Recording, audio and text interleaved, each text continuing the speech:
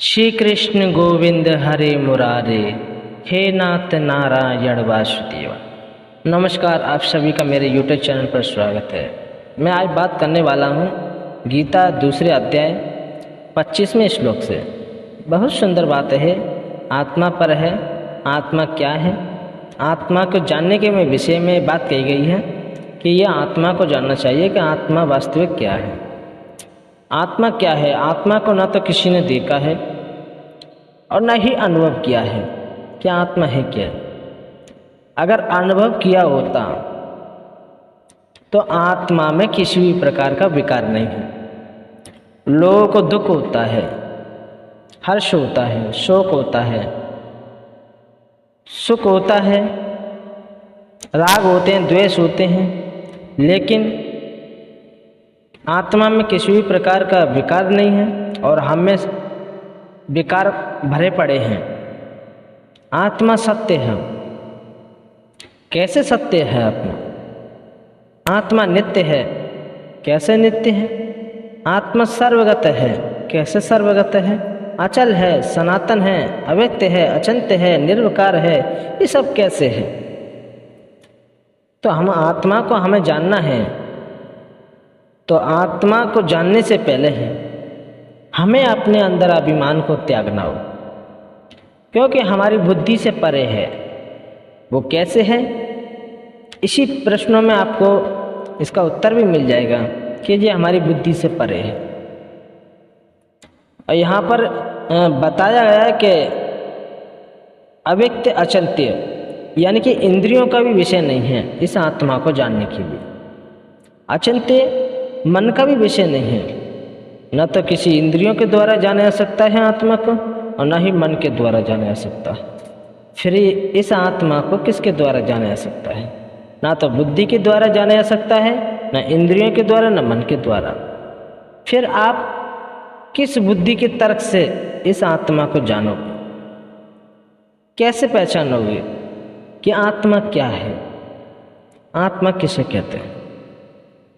यही सब चीज़ मैं आपको बताने वाला हूँ। जो आपके अंदर अगर ये संदेह है रहा है, उस संदेह को मैं मिटाने जा रहा हूँ। आप इसे बड़े ध्यान से सुनिएगा कि आत्मा क्या है। जब तक हम पूर्ण तरीके से किसी भी चीज़ को नहीं जानेंगे तब तक हम अज्ञान हैं, अज्ञानी हैं। आत्मा शब्द मैं आपके सामने लेके आया हूँ तो आत्मा को भली प्रकार से समझना है। तुम खुद एक आत्मा हो, लेकिन तुमने इस शरीर को इस आत्मा में अध्यारोपित कर दिया है। इसे ही है तुम सब कुछ भोगना समझते हो कि ये आत्मा भोग रही है। और आत्मा में किसी भी प्रकार का विकार नहीं होता कि मेरी आत्मा को बड़ा कष्ट हुआ है, मेरी आत्मा को बड़ा तकलीफ हुई है। कहते हैं नहीं, ये तुम्हारे मन को कष्ट हुआ है। तुम्हारे आत्मा, वो तुम्हारे मन के जो मन है, तुम्हारा मन खिन्न हुआ है, मन उदास हुआ है, मन प्रसन्न हो रहा है, मन राग द्वेषों में रमड़ रहा है, सुख भोग रहा है, दुख भोग रहा है, लेकिन आत्मा में किसी भी प्रकार का विकार नहीं है।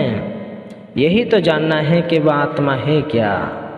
जो अपने स्वरूप को जान गया, जो अपने आप को पहचान गया, जैसे आत्मबोध हो गया, फिर उसे आत्मा, वो खुद आत्मा हो जाएगा। तो यही मैं आपको बताने वाला हूँ। बहुत सुंदर बात है। श्री कृष्ण भगवान कहते हैं अर्जुन से कि यह आत्मा अव्यक्त है, यह आत्मा अचिंत्य है। तो ये आत्मा अव्यक्त है। अव्यक्त का मतलब क्या है? अव्यक्त का मतलब होता है कि आत्मा किसी भी इंद्रियों के द्वारा जाना नहीं जा सकता, इसीलिए उसे अव्यक्त कहते हैं। यह आत्मा अचिंत्य है। अचिंत्य कैसे? कि वो मन का भी विषय नहीं है, ना बुद्धि का विषय है, इसीलिए उसे अचिंत्य कहा गया है। जब हम किसी शब्द पर विचार करते हैं, मंथन करते हैं, तो मंथन करते हैं तो ये मन का भी विषय नहीं है, इसीलिए उसे अचिंत्य कहा गया है। और ये आत्मा विकार रहित कहा जाता है।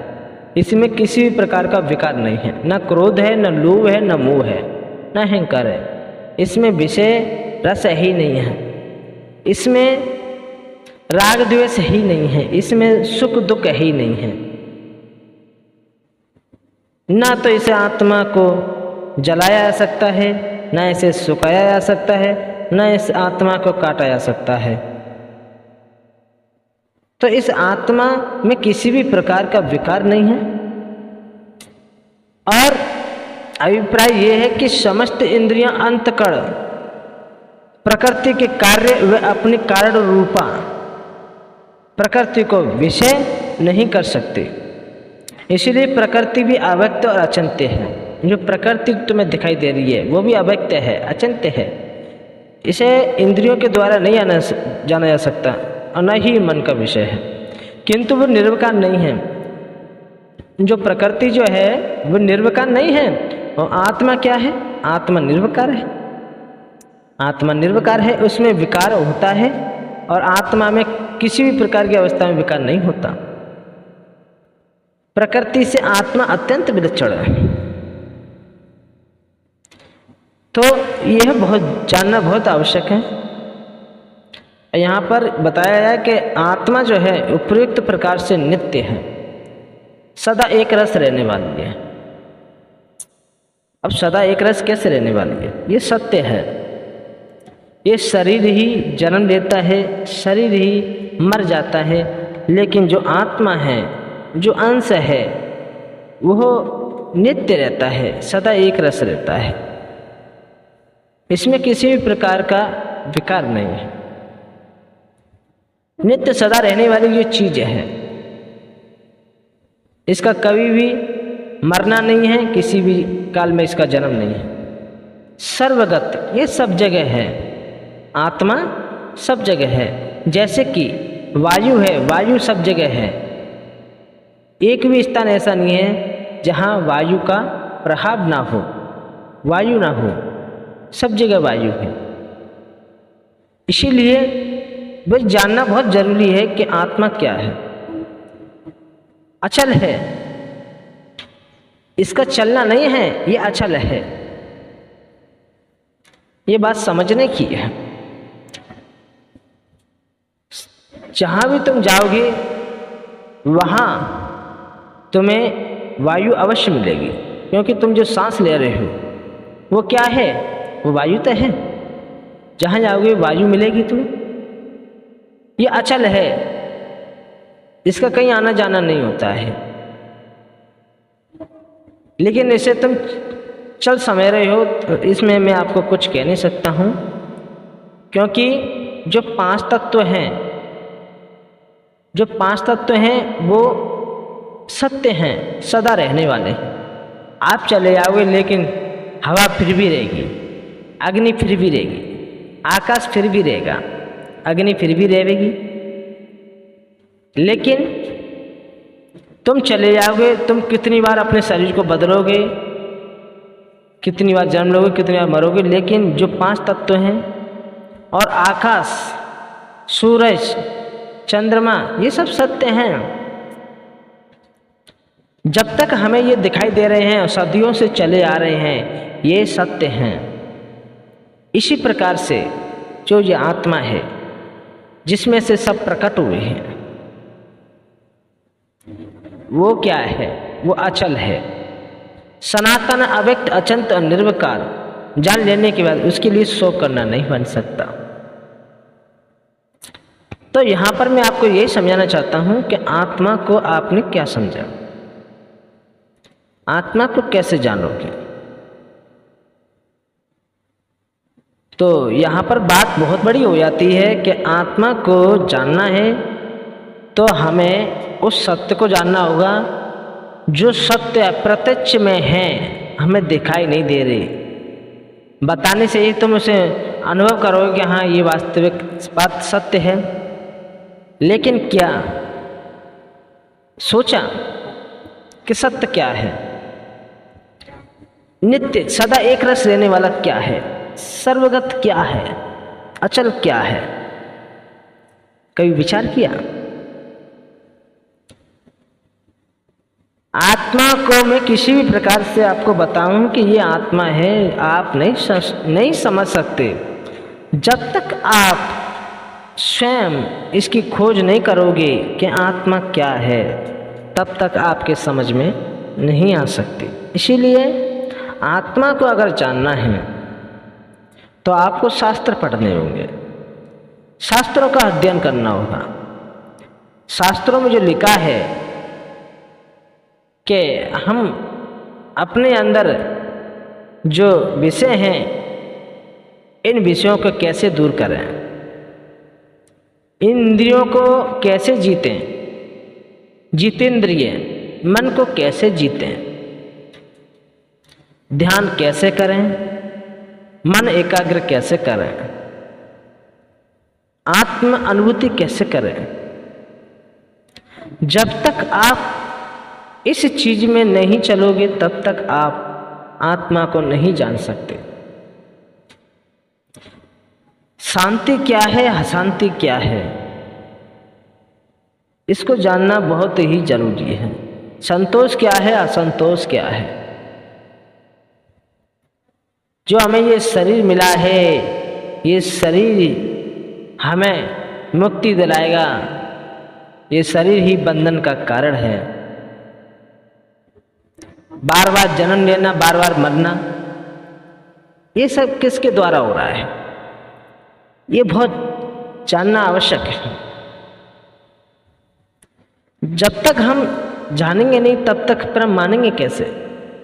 जानोगे तभी तो मानोगे, और जानकर फिर उसे मानो। अपने कर्मों में उन शब्दों को लेकर आओ, तब देखना आपने कितना अनुभव किया है। मैं तो कुछ भी नहीं कह सकता, क्योंकि मैंने जो पढ़ा है वही मैं आपको बता रहा हूँ, और इससे ज़्यादा मैं आपको बता नहीं सकता। अगर इससे ज़्यादा आपको जानना है तो शास्त्रों का अध्ययन करना होगा। शास्त्रों में जो बात लिखी है उसको भली प्रकार से आपको जानना होगा, और जानकर मनन कर कर फिर उसे अपने आचरणों में लाना होगा। तब आपको कुछ समय बाद आत्मानुभूति होगी, आत्मबोध होगा। तब तक आप कुछ नहीं समझ सकते। आपने जो सुना है वो एक कान से सुना है, दूसरे कान से थोड़ी देर बाद निकल जाएगा, क्योंकि दिमाग में वो चीज़ नहीं जाएगी जब तक आचरणों में नहीं लाओगे।